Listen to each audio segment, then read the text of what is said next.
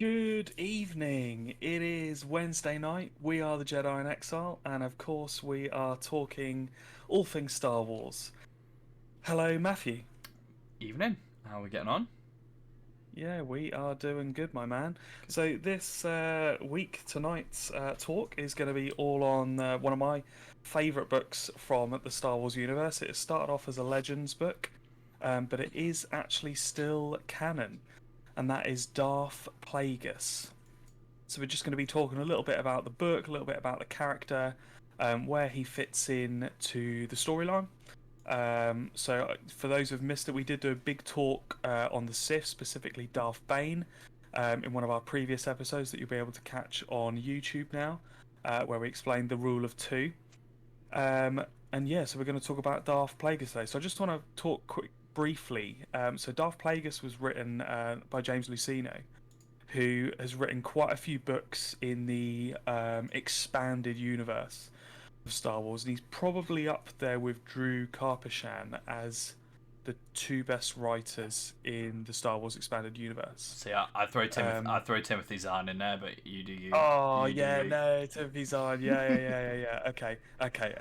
Top I three. stand Top three. corrected Top three. straight away. James Luceno's like joint second because yeah, praise be to Timothy. Like, Timothy, my man. he's got it. So yeah, so right, Matthew, get us started. So talk to us a little bit about Darth Plagueis's kind of history. Okay. Yes, talk to us a little bit about Plagueis. Cool. So, Plagueis basically, as a book, we'll talk about the book just now, and then we'll kind of talk about some specifics around characters and all that kind of stuff as we go. But we'll kind of give a brief overview as to like what's in the book, what goes on, and what it covers. So, as a book, it's split into three main parts. The first part taking place around 67 years before Battle of Yavin. Putting that in perspective, that's about what 30 to 30, 35 years 30 before Phantom Menace. Yep, exactly. Then part two, and this will become kind of a little bit more important in a little while as we talk a little bit more about it as to why these timelines are kind of important. Part two is about 54, 55 years before the Battle of Yavin, and then part three is 33 years before the Battle of Yavin. Basically, before the Phantom Menace, and then kind of leading into some of the first kind of scenes and acts within the Phantom Menace. And I think it actually takes us right the way through to we see kind of the flip side of some of the things that happen all the way through Phantom Menace, and kind of finishes up pretty much where the movie finishes up. So it's really strange because after reading Plagueis, I then went back and watched the Phantom Menace, and it's like even though George Lucas didn't intend on clearly making Phantom Menace, like Plagueis came out years after Phantom Menace, but it's almost like George Lucas knew what was happening, and you watch Phantom Menace with just a different eye after reading the Plagueis book. And I love the front cover. You can see it on the graphic here. It's almost like a nod to The Empire Strikes Back with Vader kneeling to the Emperor. You see like a young Palpatine kneeling. I just think the graphic of it, the art of it is great. Yeah, so let's just whilst we're here, let's just pick that apart a little bit. So obviously the on the cover there, for those of you that are watching and actually like looking at what's going on the screen, you've got a young Palpatine, Big Sheev himself. What name? Sheev.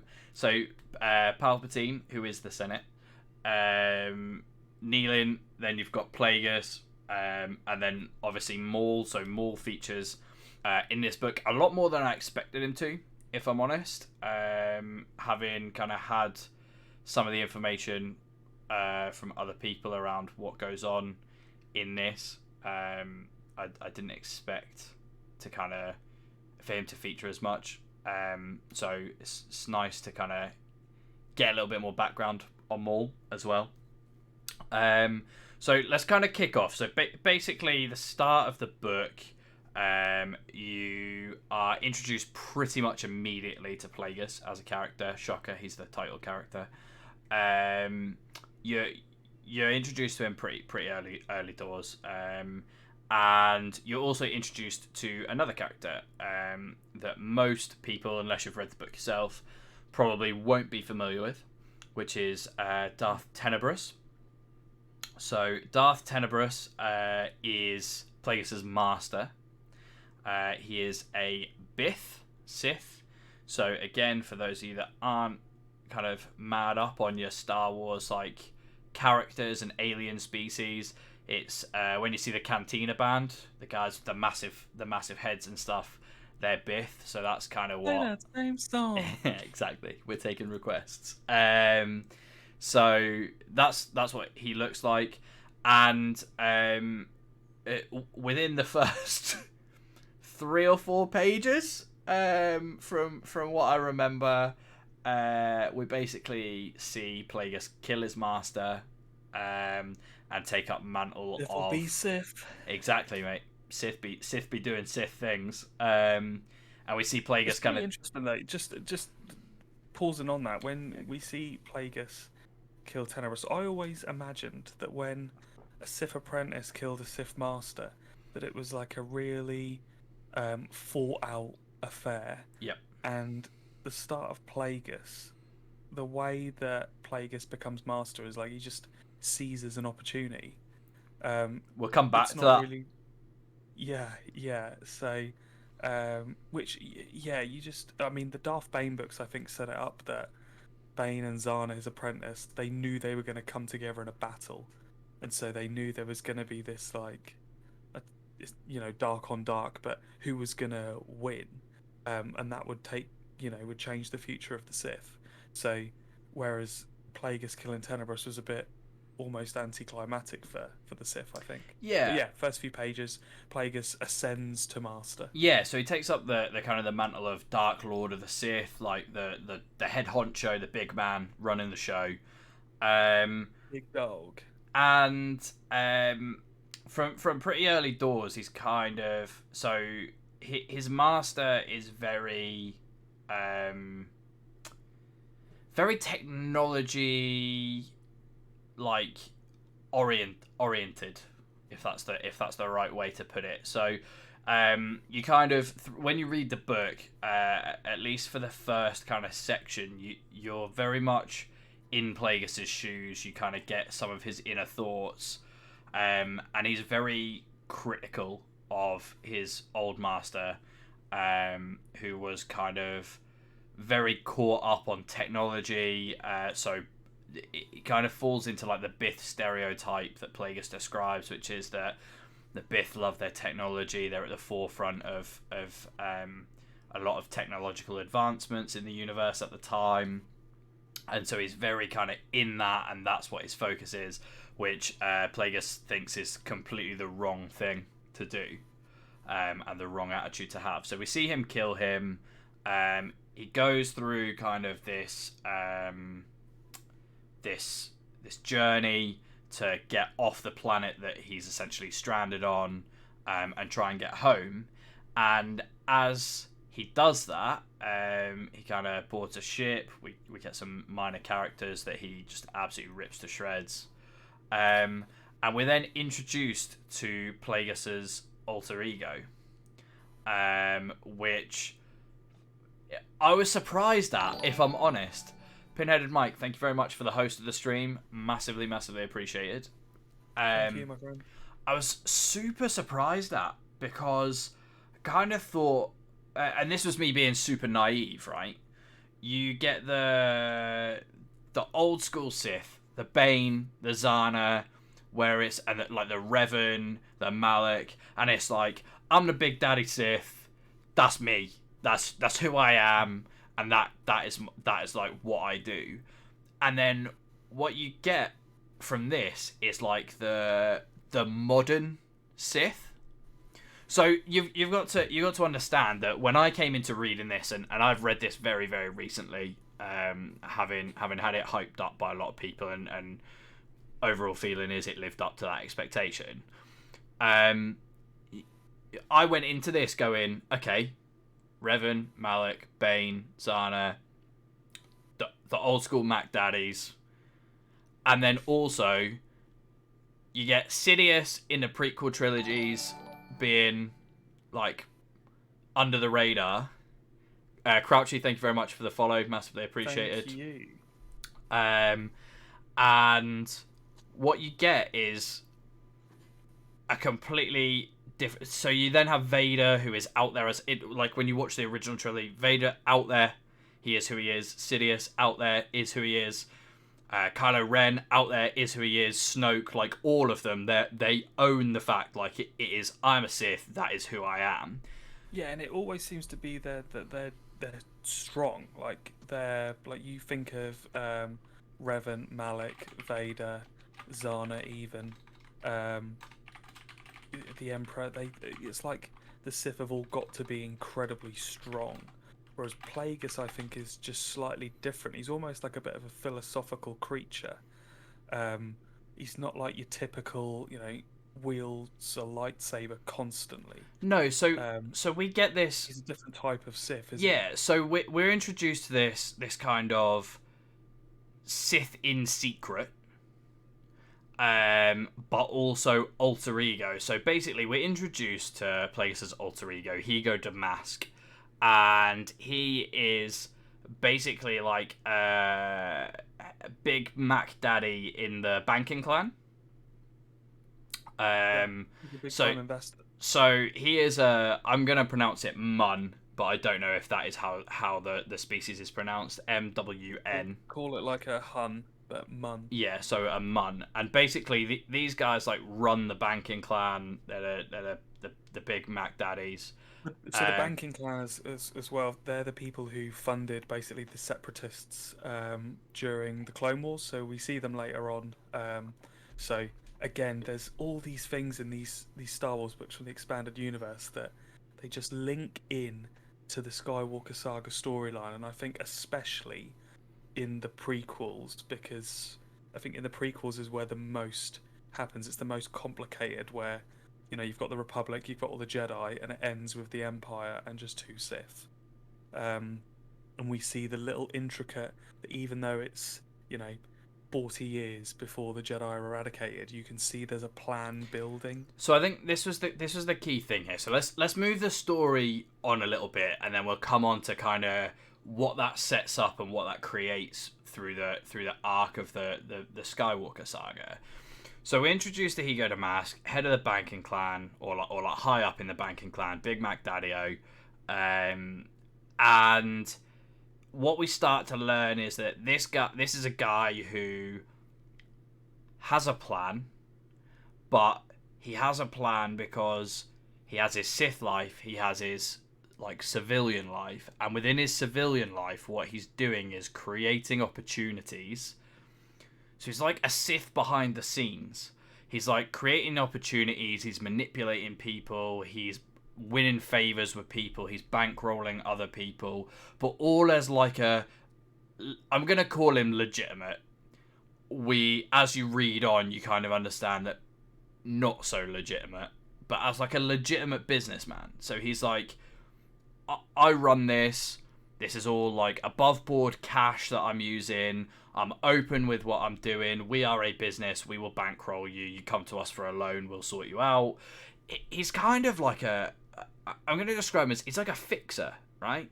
So like, at certain... I imagined him like, it's almost like American politics, where you've got like a big pharmaceutical company, a big tobacco company, got a certain agenda, and they are going to bankroll their people to stand as politicians. They're going to get them to win and help change laws and everything else.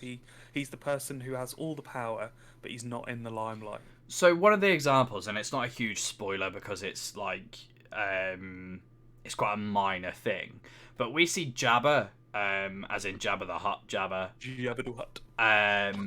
He's featured in the book, and at the point that he's featured in the book, doesn't run Tatooine. He's not the big boss man on Tatooine.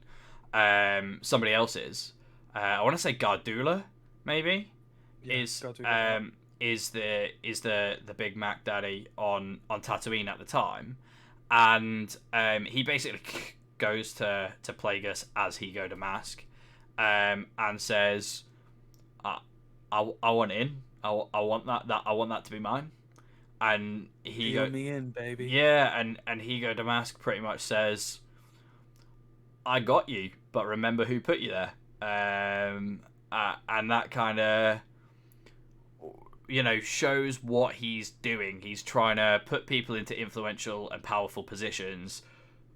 He's sowing the seeds. Yeah, but making them very much aware that they owe him and that he is the reason that they're there. Kind of, it begs the question for me, right? So you got Bane, who is set about 1,000 years before the Battle of Yavin, which is almost like the birth of Christ moment in the Star Wars universe. It's like this is years zero. And you got 1,000 years to Bane. So 1,000 years later, there's the Empire. They've taken over. For the 900 and let's say 50 years in between, what the hell were the other Sith planning? So it's a really interesting thing that Plagueis is like. This is the moment in time where we're going to be able to strike. Yeah. Why was it not? It's always been a question I've asked. Why did it take the Sith 1,000 years? It wasn't like Bane said, right, in 1,000 years we're going to be strong enough to have a plan to take on the Jedi, to get rid of them. It really is just a question that always bothered me. Because it wouldn't have made good cinema. No. Oh, Matthew. Like, it's a really good question, and it's not covered. They talk about the fact that, and I think this is something we touched on when we touched on Rule of Two. They touch on the fact that actually there are other pockets of Sith. It's just that this is the true, what they call the Bane line, which is the true, like, Rule of Two, master to apprentice, master to apprentice, master to apprentice, down the lines from Bane. And yeah, I don't know why now is deemed it. Maybe he's just got the ambition that others don't have, and he's probably got better connections, hasn't he, with his alter ego. And I think this is the thing. I would love to know more about Darth Tenebrous, and I probably will go away and try and see what I can dig up on Darth Tenebrous, because I think this is kind of alluding back to the point that I was making a short while ago, which is that we see this alter ego, whereas Hego Damask and Plagueis, same person, both pulling strings, both manipulating people, but one person doing it from the shadows in their Sith form, and one person doing it quite openly in the public.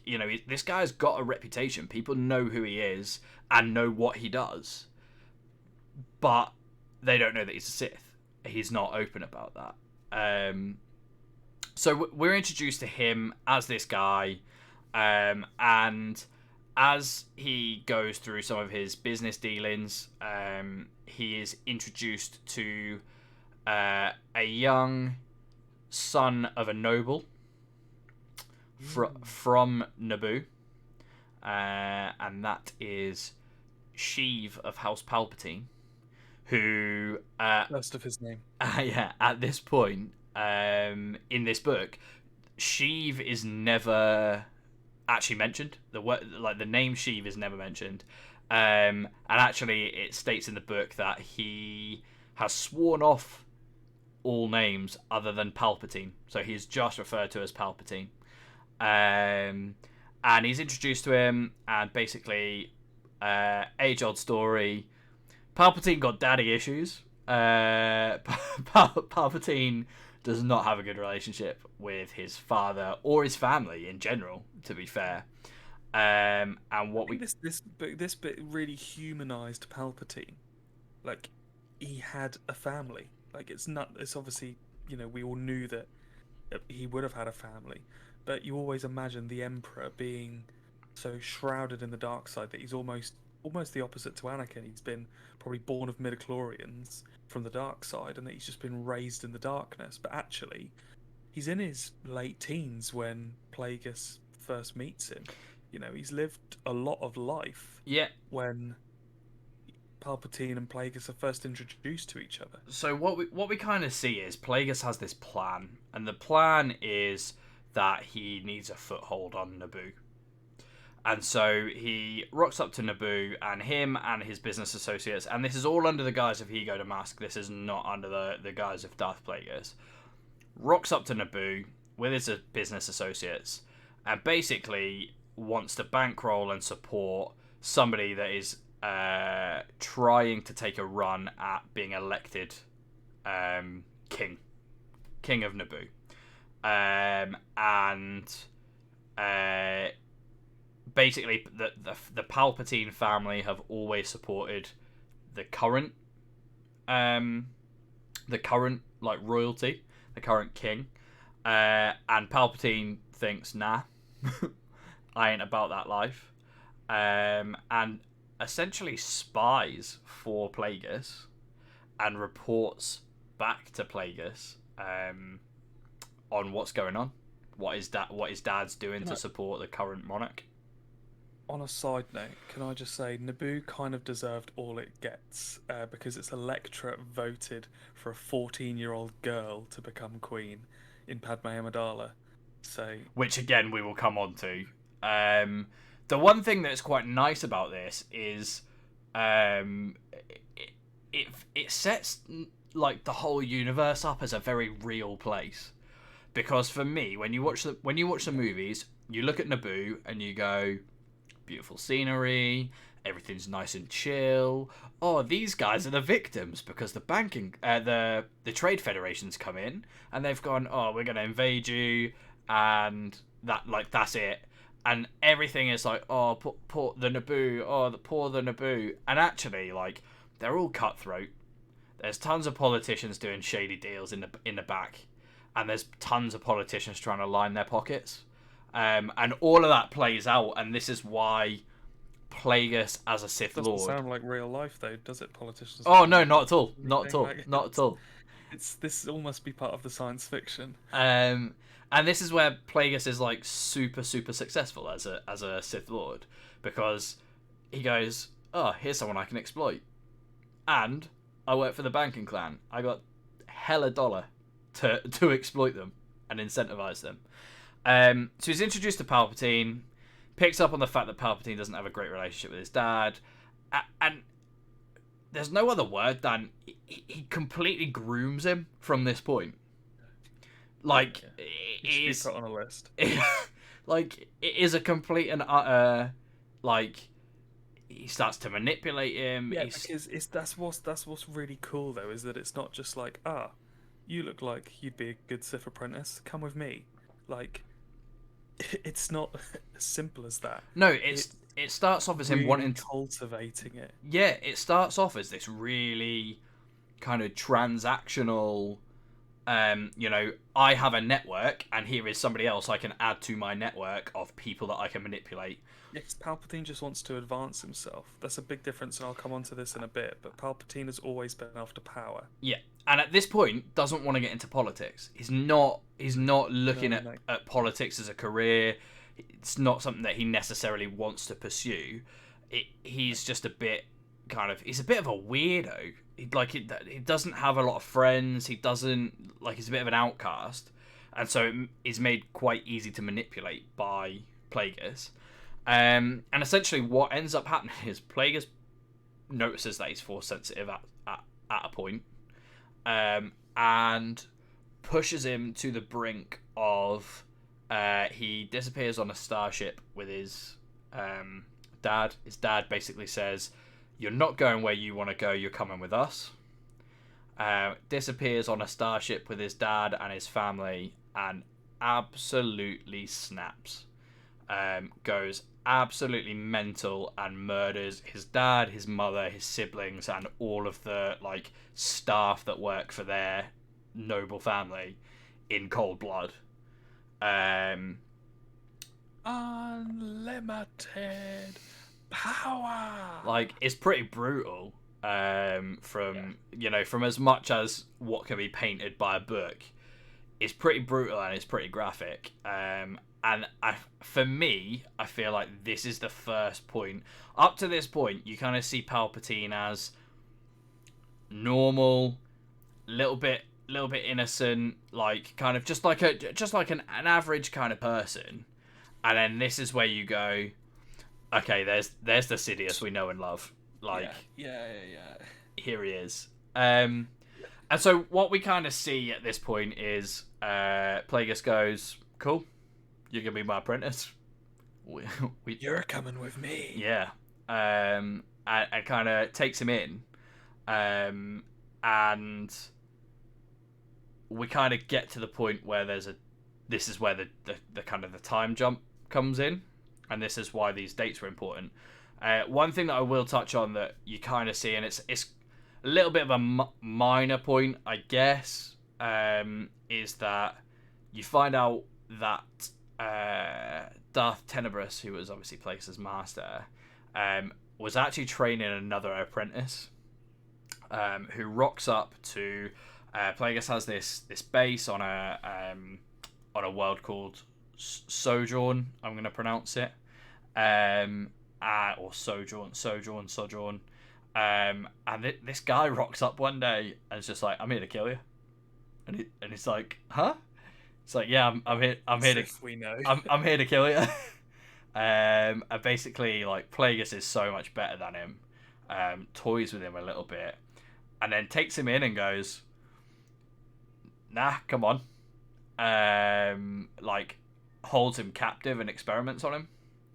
And this is where Plagueis basically starts to develop a little bit of an obsession with, can he manipulate the midi-chlorians, and essentially prolong life, create life, extinguish life by manipulation of midi-chlorians alone. No, like, force choking, none of that sort of stuff. Like, and so for those of you that aren't aware, midi-chlorians are something that get mentioned in the Phantom Menace and then completely forgotten about.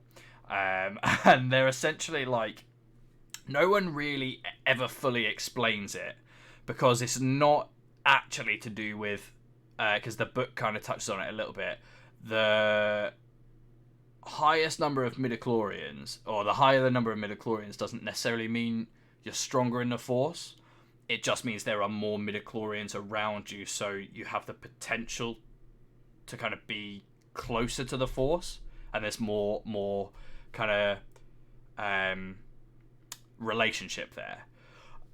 So he wants to manipulate those. And he starts experimenting, and then we get this time jump. So this time jump comes about 10 years, 10, 11, 12 years, roughly. And at this point, Sidious has been Plagueis' apprentice for a little while. He started to learn things about the Force. Plagueis has carried on experimenting. He's also dabbled in cloning. We're introduced to to Kamino and to the cloning facility on Kamino, because he finds a species that basically kind of like hide themselves from the Force. They're kind of like Force resistant. They don't have midi-chlorians, and he wants to see if he can weaponize that. And so he kind of goes and speaks to the Kaminoans and wants to try and do something with that a little bit. And then what we kind of see from here over the next kind of, like, this period that spans like 3 or 4 years within the book, is Sidious is like involved in political circles within the Naboo political system. I think he's like as Palpatine. Yeah, as Palpatine. So as his alter ego. He's kind of in there. I think he's like an aide to one of the kind of the big guys within the Naboo political circles, and he kind of starts to really be the political mirror image of Plagueis' alter ego, Hego Damask. So what you get is Hego Damask, who is this big businessman, all about the money, and is sowing the seeds. Sowing the seeds, building his network. And what you then get on the flip side of that is Palpatine, not interested in the money side of things, but interested in the power and the political power side of things, doing exactly the same thing. Sowing seeds, creating networks, winning favors with people. And through these kind of middle years, we start to see Plagueis really kind of become massively obsessed, start fueling his obsession with the midi-chlorians. It's kind of a bit harsh to Palpatine in regards to some of the ways that he treats him, which builds a little bit of resentment. And it's just kind of, this is like the bulk of a lot of seeds being sown. We start to see a lot of political movements that are kind of created and manipulated by both sides. There's an assassination that's ordered by Palpatine on somebody that he gets on with pretty well. And this again is where we start to see this kind of, that Palpatine is really the mask that he wears and is the fake character, because he's made these friends and he's made these connections, and it's kind of sacrificed them for the greater good as they see it. And this is where we also start to see the grand plan. So for those of you that have seen things like Clone Wars and maybe delved into a little bit more, there's always this reference to the grand plan, and it's all about the Sith kind of coming back, having their revenge, coming back, taking over, and the grand plan at this point is basically Palpatine is going to become head of the Senate, going to become the Chancellor, and he's going to have Hego Damask as, and he's going to stay as Palpatine, so no one's going to know he's a Sith. And he's going to appoint Hego Damask, like Vice Chancellor, Co-Chancellor, whatever you want to call it, to essentially help him out from a business perspective. So the two of them, as their alter egos, without anybody knowing that they're Sith, are going to run the show. And that is the grand plan. And what we start to see is Plagueis is really, so this was the really interesting thing for me. I've watched Clone Wars. I understand that Palpatine has this the plan, and he has the plan, and Maul, when he comes back, references it. Maul says, "Oh, so Maul dies obviously dies in the Phantom Menace, comes back, is resurrected, and when he comes back, he's like, oh, the plan's like this far along, and Palpatine must have sold it to him as like, this is what we're gonna do. This is where we're going. Here are the stages." And I was always under the impression that that was Palpatine's plan.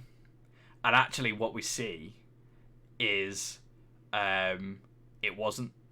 Plagueis came up with all of this, and then Palpatine's just gone, I think thank you very much. And I think the plan also just evolved. Like, at this point, obviously, Anakin Skywalker just isn't alive. It's, the plan just keeps on evolving. But yeah, it was all Plagueis. Insidious. Yeah, it's just basically like, right, thanks, Master. I'll take it from here. And this is why this is great, because it brings such a new context to everything. What we see is, like, all of this stuff start to develop. We get a few other characters that kind of come in at this point. So you get Sifo Dyas, Jedi Master Sifo Dyas. Yeah. So for those of you that recognize that name but don't know where you recognize that name from, Sifo Dyas is the Jedi Master that is name dropped as having ordered the creation of the clone army and attack the clones. At which point everyone goes, can't have been him. Who's this guy? We're going to find out some more about him. Must have been somebody pretending to be him. So that's explained within the book a little bit as to kind of what happened and where that came from. We get to see a young Qui-Gon. and hear about a young Qui-Gon. We also get to see a young Count Dooku still as a member of the Jedi Order. Yeah, it's interesting that, isn't it? Because Palpatine has these, or almost probably the kind of, not to the same extent, but the grooming that Plagueis did on Palpatine is kind of done on Dooku. Now, Palpatine must know that Dooku is a bit of an independent thinker.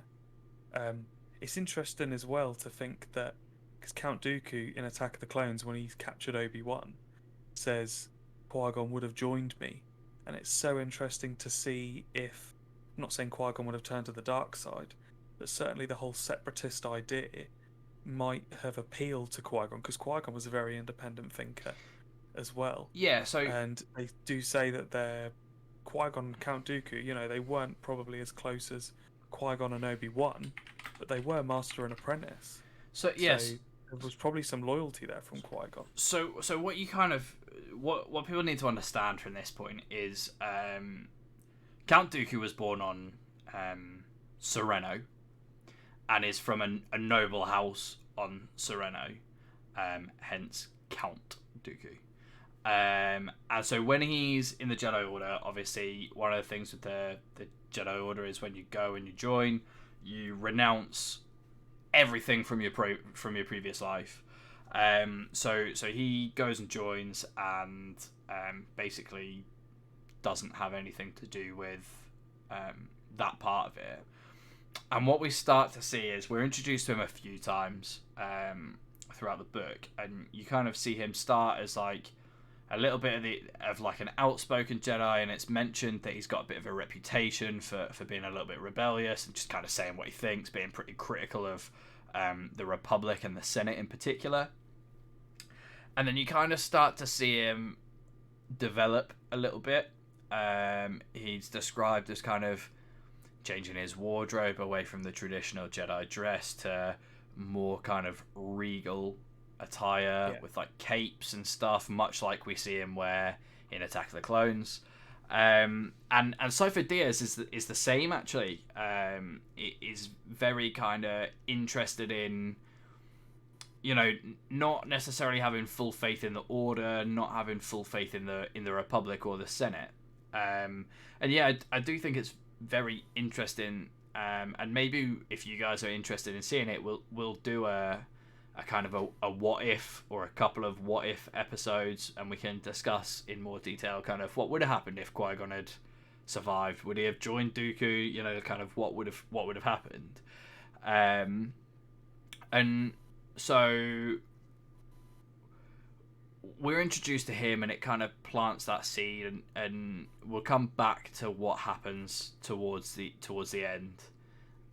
Towards the end of the book, he features again. I want to add on Count Dooku. When I read the Plagueis book, it struck me that whether Sith Lords need to be opposites, opposites attract and all that, like magnets, Count Dooku seems like the perfect apprentice for Plagueis.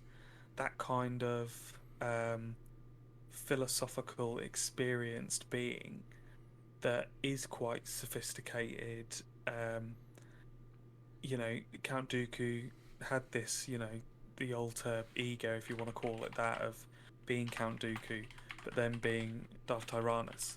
And so he just seemed like the perfect apprentice to Plagueis. And Dooku is so different to Sidious.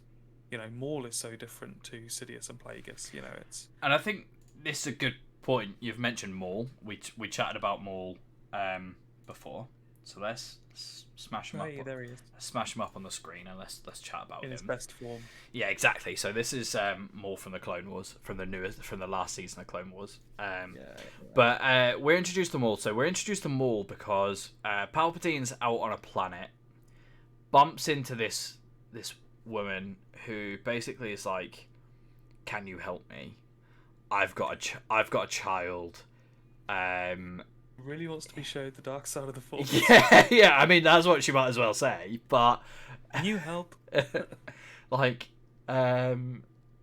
She kind of, so she's like, "Oh, I've got this child. If I leave him with the Night Sisters, like, he'll die because he's the younger of the siblings, and only the oldest one lives, and all that kind of stuff. And so she basically like gives him to Palpatine, and Palpatine's like, like, I've got a kid, I don't know what to do with him. I think what's really key here is, as I'm moving on a little bit, but as Maul grows up, Maul has no idea that there is a Darth Plagueis. Yeah. So this Maul is very much under the impression that Sidious is the master. Yeah. And he is the apprentice. So under Plagueis's kind of guidance, Sidious takes on Maul as Sidious hasn't done this in secret. No, as an apprentice. So Palpatine kind of says, "What are we gonna do?" And Plagueis is like, "Right, we're gonna use him, but he's not gonna be a Sith. He's gonna like an assassin. He's like adventurous. They're like he doesn't know it, but he's adventurous. He's gonna be our enforcer. He's gonna be the kind of the, I'm gonna say public, not public, because it's all still very secretive. But he's gonna be like the guy. So if anyone's going after anyone, they're going after him, not after us, because they don't know that we even exist. Type situation. And so he trains him, and like you said, it's not done in secret. Plagueis even watches like holo recordings, videos of him training, and they basically send Maul out. He's like their little bitch. They send him out to like assassinate people, deal with people that they think are going to be a problem. I think it's important to say here that Plagueis is double crossed and attacked by some people that he has business dealings with, and is pretty significantly injured by them, like life-changing injuries, and he sends Maul, or through Palpatine, he sends Maul out to basically exact revenge. Crouchy in the chat has said Sith Hitman. It's pretty much exactly what it was. And so they kind of train him in secret, and then it jumps forward, and this is again kind of where the timelines are important. It jumps forward to 34 years before the Battle of Yavin. As I say, battle before Yavin. Before the Battle of Yavin. The birth of Christ. Yeah, exactly. So we go here, and this is basically Phantom Menace, is where we're now at. So currently what we have is Chancellor Valorum, head of the Republic Senate, Palpatine as the senator for Naboo, and big and a really well liked senator. Yeah. He's not like a bad guy at this point. He's very much man of the people. Yeah, and he's actually painted. That's how he becomes to become the chancellor. He's painted. Actually liked him. The Senate has voted for him. He's painted as somebody who, and I think this was quite nice in the book. They kind of like, everybody's got skeletons in the closet. Everybody's got their dirty laundry, and it's pretty much accepted that politicians aren't like good guys. Politicians are out for themselves, and they've all done dodgy things, and it's all been a bit, they're out for the personal gain. And it's mentioned multiple times by multiple people. Like, here's a guy who must only be in it for the good of the people, because there's been a great reformer. There's been no scandal. There's been nothing that he's got involved in that he shouldn't be involved in, and he's kept himself clean, and he's still managed to get where he is. So we're introduced to that. We're introduced to an incredibly young Padme before she's queen. During this, and I'm not going to go into massive details, but Palpatine goes and visits the Nabiri family and basically says, I think your daughter would be great. Let's put her up. And so we see that happen. Plagueis by this point has pretty much, in this gap, has pretty much locked himself away on his planet and has been purely experimenting. Thinks that he's cracked the whole, like, manipulating the midi-chlorians to bring people back from death. And all through this, Palpatine's been stroking his ego. He's like, I'm gonna. It's important to mention at this point, Plagueis, after the life-threatening injuries, is obsessed with living forever. His experiments because he wants to live forever. Yeah. So it's really key to get that point across. So in his, obviously it ties into the tragedy of Darth Plagueis the Wise, when Palpatine's, it's ironic, he became so powerful, blah blah blah.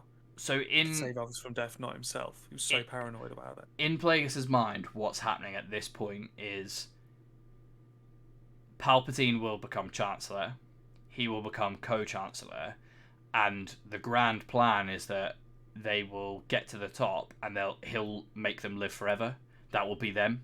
No one will be able to challenge them because they're in high, powerful seats. They've got this Sith kind of network that they can use to enact their will, and they'll never die. That'll be them. They're set, and that's the ultimate revenge. What's really important for me, and this is a key point that I touched on earlier that I really just want to expand on very, very quickly.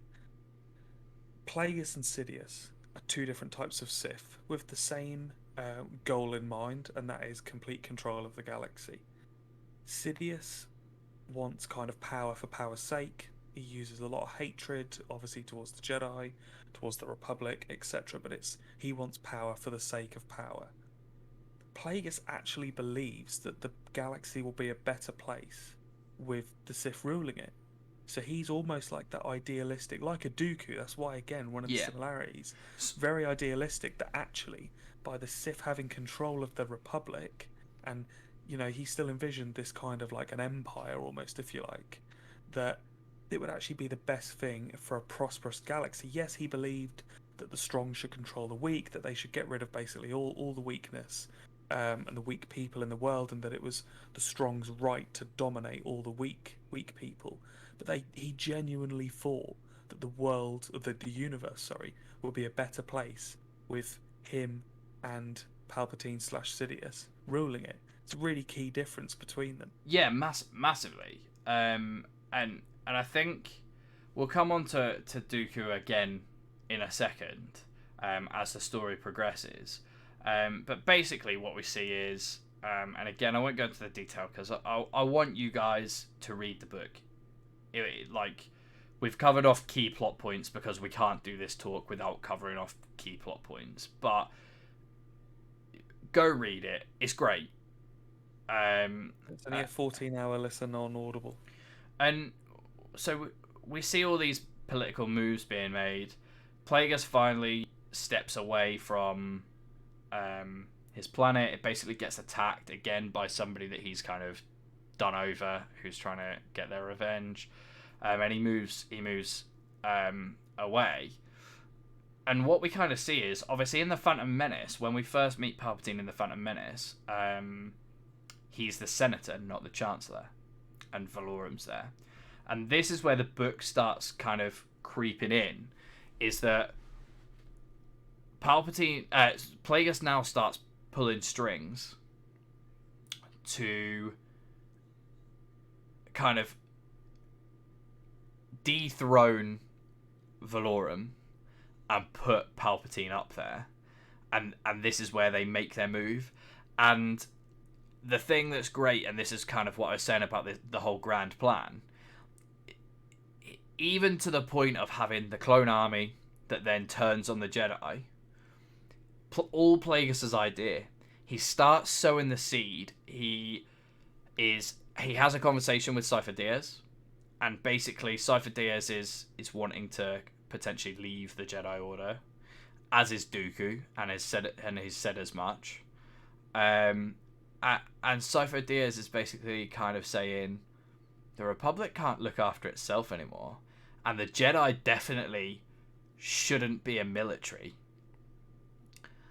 And Plagueis kind of says to him, the Trade Federation, God. yeah, like, and it says that the Trade Federation are arming themselves.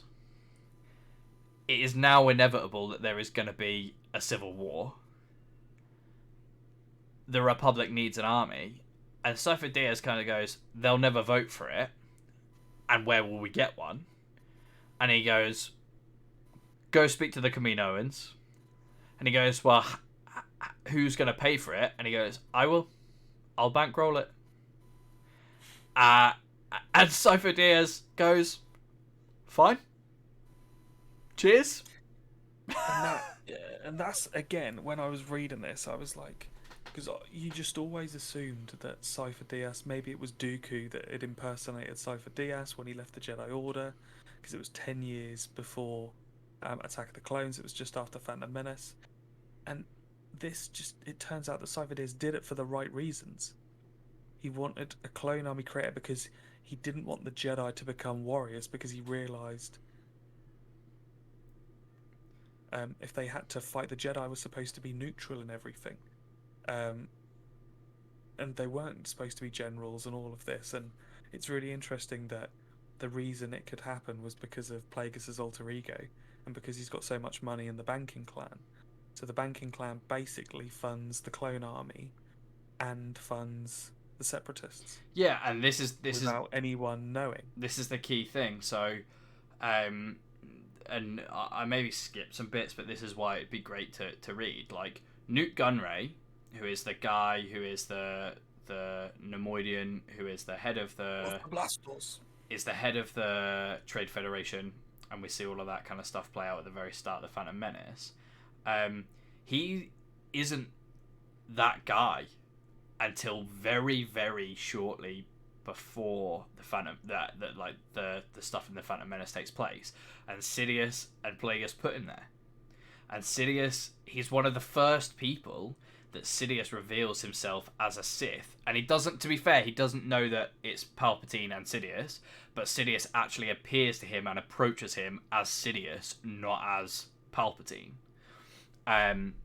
So yeah, the Banking Clan are bankroll that, get the Trade Federation to build their army, and then basically, and this is where Plagueis is like king of manipulation again, says to Cypher Diaz, these guys are going to start a war. Like, you guys need to be ready for that. Those guys over there. Yeah, and they play both sides of it. And yeah, and through that, Sidious is then introduced to Dooku, has some conversations with Dooku, and Dooku's kind of chatting about his discontent for the Republic, for the Senate, the way that it all works, his discontent with the Jedi Order.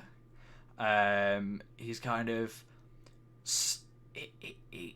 of semi-proud of Qui-Gon, but also a little bit ashamed because he thinks that he's maybe done something wrong with the way that he's trained him. And to kind of frame this, Dooku had another apprentice before Qui-Gon who is supposed dead and assumed dead, and actually he's informed towards the end of the book that she is very much alive and has defected and is like running a crime syndicate in the Outer Rim. So kind of what we see is obviously the events of Phantom Menace are taking place. They send Maul out to go and try and kill Padme, because even though they've put her where she should be, she's managed to escape. So the whole point was they wanted to put somebody young, somebody inexperienced in a position so the Trade Federation could go in and occupy, and she wouldn't know how to deal with the situation. And rather than being held hostage and then made to sign the treaty, which is what they're trying to attempt at the start of the Phantom Menace, she escapes. So they send Maul out to try and kill her. Obviously, we see that in the Phantom Menace, and he fails when he fights Qui-Gon briefly. That's reported back that there's a Sith and blah blah blah blah blah. And then Maul gets sent out again, and the whole time what we see of Maul is that he's obsessed with proving himself to Palpatine. He's obsessed with showing that he's worthy and wants to kill a Jedi to prove his worth and to prove that Because he you've got to deserves think to stand there. in his eyes, he's thinking he's a future Dark Lord of the Sith. You know, he's a future master. Yeah, He wants to prove to Sidious, because remember, it's not always the apprentice kills the master and takes over. Sometimes the master will just kill the apprentice and like start over. or have a Because they second or have a realise that, second one. yeah, because they realise that the apprentice they've got wouldn't and isn't good enough to take over from them. And so what we see is Anakin brought back to Coruscant. News reaches both Plagueis and Sidious of this kid that is apparently the chosen one. And whilst this is happening, there's a vote going on in the Senate. And again, these are all the details that are actually touched upon in the Phantom Menace. But if you've only watched it once or you're not kind of super on it, you might miss some of these details. There's a vote going on in the Senate to so a vote of no confidence against Valorum, and then a vote for who will be the new Chancellor. So there's Palpatine and there's two others up for it. Bail Antilles and I forget. Antilles from Alderaan. And I forget who the other one is. Oh yeah, that's so annoying. Who are the candidates? Bail Antilles of Alderaan, and it escapes me. And basically, Palpatine's put forward by Orn Free Tar of Ryloth, who we get to see a little bit more in the Clone Wars, and wins. And Plagueis is supposed to be there, but actually Plagueis runs off to try and visit Anakin and meet Anakin before he gets put in front of the Jedi Order, and he rocks up like 5-10 minutes too late. Qui-Gon's already been and collected him and is taking him away, and that is a pretty pivotal point in this story. So they get in. Palpatine wins the vote, and is elected Chancellor. And he and Plagueis disappear off to Plagueis's like penthouse to celebrate, just the two of them. And he sits, and kind of the whole time he's there, Plagueis's inner thoughts are, "We've done it. This is it. Like, I can finally relax." So he basically trained himself to go without sleep, so that he could constantly be on it and doing stuff. And he kind of, his inner monologue is like, "This is it. We've done it.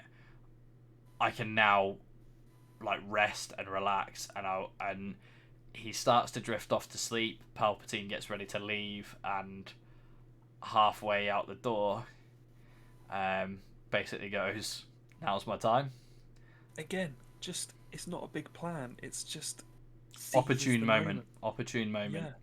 Yeah. And he essentially starts to strangle him, try to choke him out.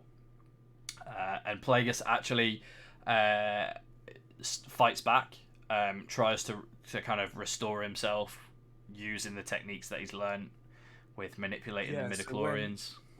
So Palpatine starts shooting the lightning like he does. We know he likes that. And it's basically a battle between who... So Palpatine's got the Force lightning constantly coming out of his fingertips. Plagueis is regenerating his midi-chlorians, and it's a race of who can basically wear themselves out first. Who can hold out. Yeah, Force lightning isn't an unlimited ability. As much as it looks like it, they do actually exert quite a lot of effort into shooting the lightning out of their fingertips, and it really is a race that we know that Sidious obviously wins. Yeah. But it's so interesting that we're like halfway through the Phantom Menace film, if not probably maybe 2/3 of the way through, and Palpatine is the apprentice. That's what's absolutely nuts. Like when Maul says, Maul has his one line in Phantom Menace, like, "At last we will reveal ourselves to the Jedi. At last we will have revenge." Palpatine then walks back into his apartment and speaks to Plagueis. Yeah. Like, it's Plagueis. You actually see nuts.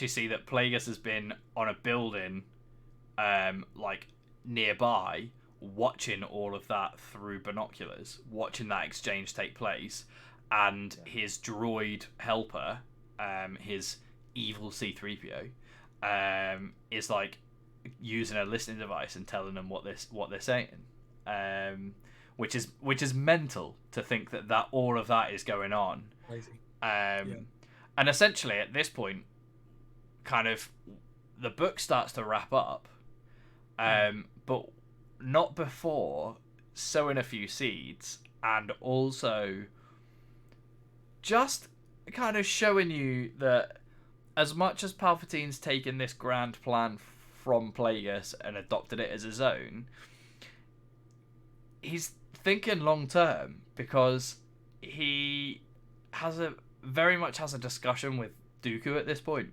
to say, what are your plans? What's going on? And at this point, Dooku's like, I'm leaving the Order. You see yourself in 5 years' It's time. like, and that is not far off kind of what he says. He's like, what are you going to do with yourself? And Dooku basically says, the Republic's had it. The Republic's over. Like, this isn't right. This is not the way that we should be living our lives and the way that we should be governed. And kind of says, like, the Republic needs to be taken down. And the mental thing about this is he says it to the guy that's just been elected Chancellor of, like, Supreme Chancellor of the Republic. And he's going, nah, Republic don't work, pal. Not for me. And Palpatine goes, I agree. And doesn't reveal who he is, but very much sows the seed of Dooku essentially says to him, the light side of the Force isn't gonna cut it. Like, there needs to be more. And he says that, like, he in not these exact words, but essentially says, I'm gonna have to explore the opportunities that the dark side present in order to do what's got to be done. And this is why, like you said, it make like he and Plagueis line up massively, because Plagueis was very much, this is what needs to be done. It's not light side against dark side. It's, we have the full power of the Force behind us, and therefore we're gonna win. And Palpatine is very much driven by his hatred of the Jedi and hatred of the Republic and his, like, greed for power.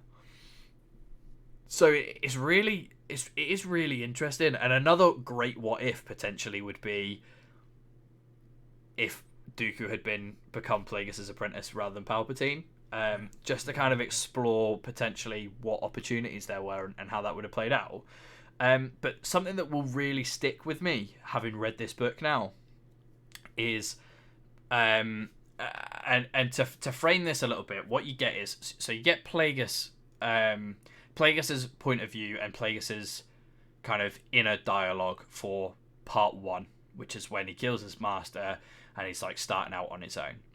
For the middle section, you get a lot of split. You get Plagueis and Sidious, and you get both. So when you're reading kind of what's happening to Sidious, you get his inner thoughts. When you're reading about what's happening with Plagueis, you get his inner thoughts. And sometimes when they're in scenes together, you kind of get both. And then towards the end, it's very Sidious heavy in regards to, you see things from his point of view. And what you get at this point, and this is the bit that will stick with me, he has this conversation with Dooku. He goes, right, well, here's a guy who I can manipulate into essentially becoming my apprentice, potentially. But his words are something along the lines of, he's going to be a placeholder apprentice because Anakin's going to be the guy. And he pegs it at that point. And this is where, just to put this in perspective, this is at the very end of Phantom Menace, and Anakin is 9 years old. And he says it's actually set slightly after the end of the Phantom Menace, because he has a conversation with Anakin and he refers back to the conversation that they have at the end of Phantom Menace when they're at the celebration on Naboo. And yeah, well, what better thing to do if you're a Sith Lord, if you truly believe in this prophecy of restoring balance to the Force and all of that? what better way than to turn the chosen one? Like, it's genius, and also to insert yourself as like a father figure from outside the Jedi Order, because he's got Obi-Wan, and that's exactly what he says. That's exactly what he says. His plan is. His plan is to go in. He's had conversations with Anakin about his mother.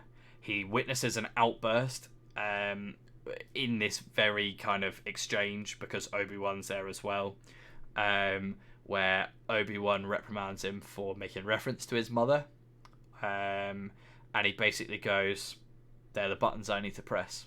This is how I'm going to do it." And you kind of see it happen in front of like Obi-Wan, and Obi-Wan's oblivious, doesn't have a clue what's going on. And do you know what? For me, the book as a whole was great.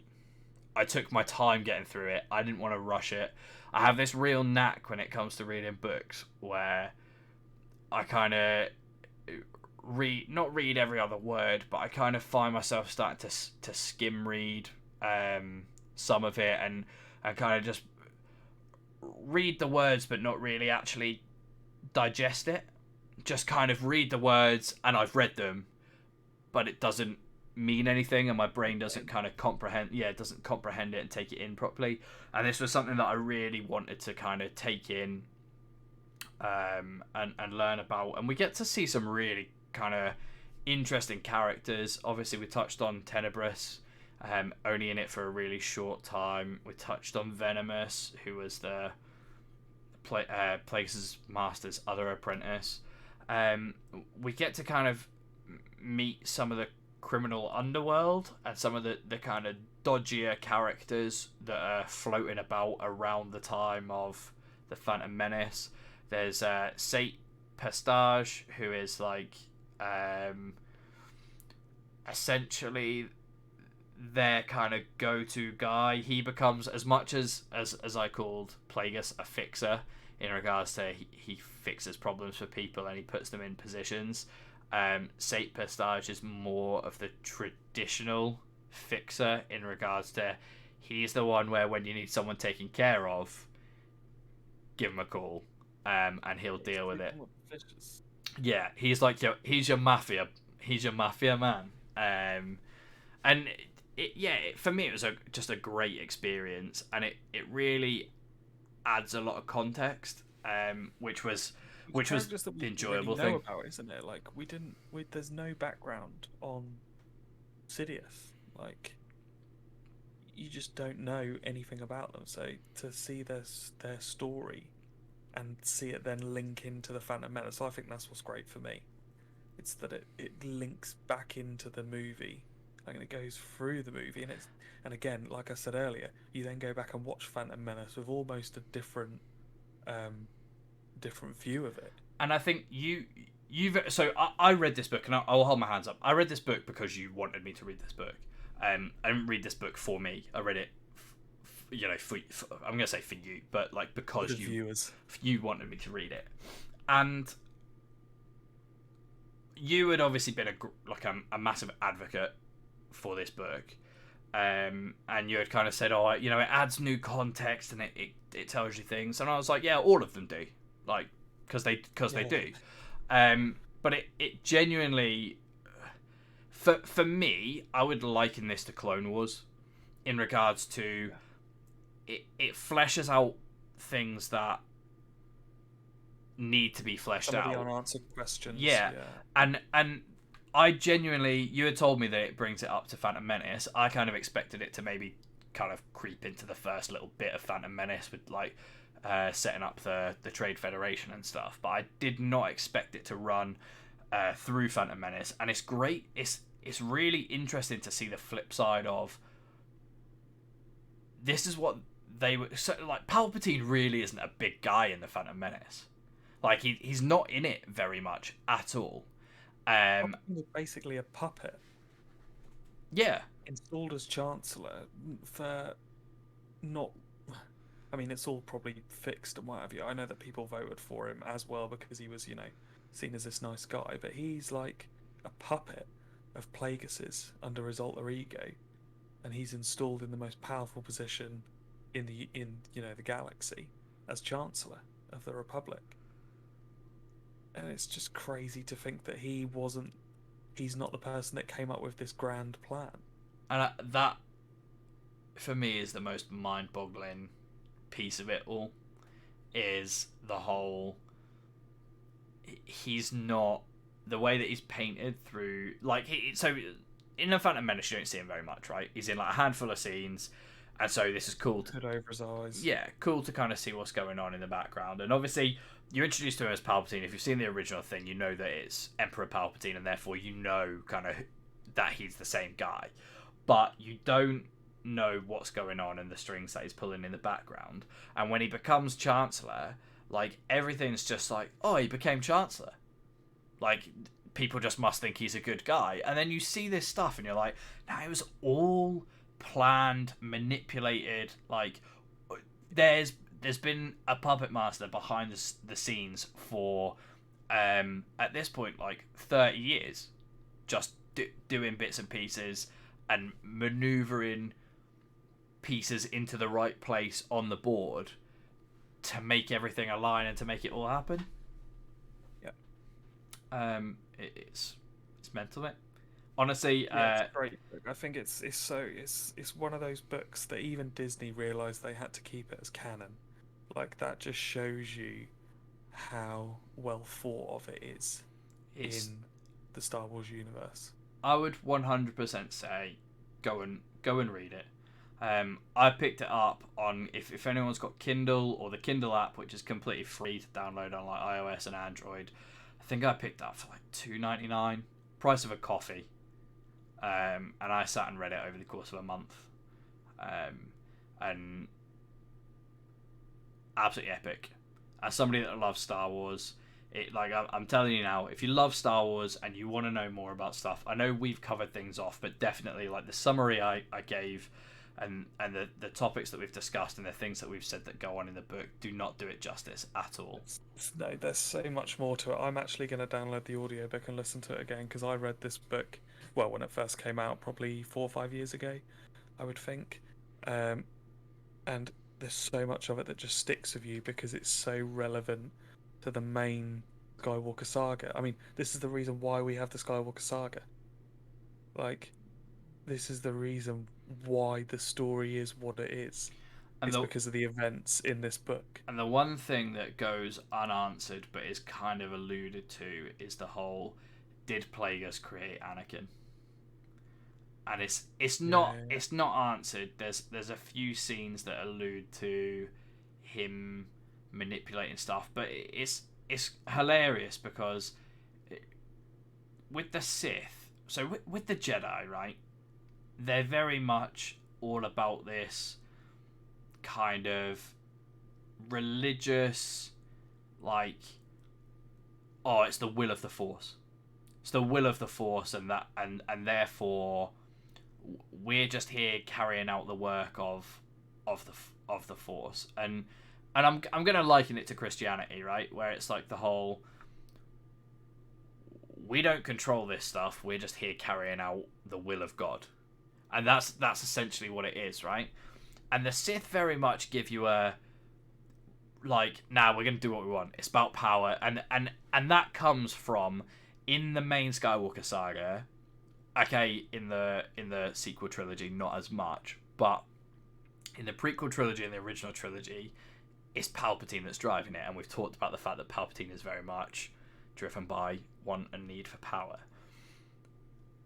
Plagueis is it's the will of the Force, and so he sees things and he takes them as signs that the Force is telling them, now's the time. This is the time of the Sith. You're doing the right thing. And this is why. And that's the whole... Yeah, after 1,000 years, this is your moment, lads. Yeah, and it's alluded to with, he senses the birth of Anakin, essentially, is what they kind of hint at. Is that on one fateful night, something changes. Something switches. And the midi-chlorians are at work, doing their business, doing the will of the Force. And it's not explored. Sweeping around Shmi Skywalker. Yeah, it's like it's not explored. It's not explored. Oh, no. It's not explored as to whether or not he created that or whether he just senses it, because it's never actually fully explained. And I think that's something I would love. Some fine Tatooine ass. That's something I would genuinely love to have, like, clarified at some point. And I don't think we'll ever get an answer, if I'm honest. No. Because it suits Disney to have people talking about it. Because some people will say, yeah, he did it. Some people will say, no, he didn't. And people will argue about it. People like us will sit here and talk about it. But thank you, Disney, for keeping this as canon. Yeah. You did good. But yeah. That's pretty much all I've got to say on it, mate. If I'm honest, I could. Yeah, no, I think. Listen, we've spoke for.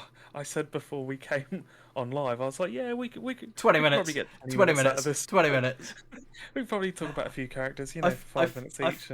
I feel like I feel like he never learns. Every time we do this, we're like, oh, we might struggle to fill half an hour. Like we might not be able to. Just like, we might not be able to do this. Just like, right, we'll just waffle for a bit, but it's no. Thank you everybody for coming and listening to us. It's been an hour and 20 minutes of your life that we hope you have enjoyed. We'll be back. You're on holiday this weekend, aren't you, Matthew? I am indeed. We will be back next week, where I really want to talk about Ahsoka at some point. Just everything about her. She's going to have a TV show come out, played by Rosario Dawson. Yeah. I'd really like Big to Hayden Christensen. Just while we're talking about it, we've got to cover the news. Big Hayden Christensen been confirmed to be back in that as well as in Obi-Wan. It's going to be huge. Yeah, I think the fact that he's coming back for that, I think, is absolutely massive. I think I'd really like to talk about Ahsoka, and that's something obviously Matt will have a chat about. But everyone today, thank you for tuning in. If you're watching on the VOD on YouTube, then thank you ever so much. Let us know, comments. We appreciate all the likes, comments, shares. Everything that you guys do for us. So I think probably what Matt's going to do at the moment is do a little raid. We'll finish up and then we'll raid like we have been the other times. Normally do. So thanks guys, stick around. We will see you probably next week, where I'm gonna 90% say we're gonna talk about Ahsoka and her kind of evolution, if you like, from being Star Wars' most hated character to loved by thousands, most beloved characters. Yeah, she's done the full character arc. So please do join us for that, and we'll put that out on our socials. Our socials have been scrolling along the bottom here, so follow us on TikTok, Instagram, Twitter, all of that. We have been the Jedi in Exile guys. I've been the Norfolk Lion. I've been with It's Tats. Matt, shall we say goodbye? Yeah, thank you guys. I'm not gonna go on. Appreciate it. Like Brian said, love the support. Thank you so much. Tell your friends, tell your family, anybody that loves Star Wars. Fingers crossed this is the place to be. Fingers crossed we've been entertaining for you, and fingers crossed we will continue to entertain you for a long, long time to come. And with that, we will see you guys all in the next one. Thank you so much. Peace. Goodbye. May the Force be with you.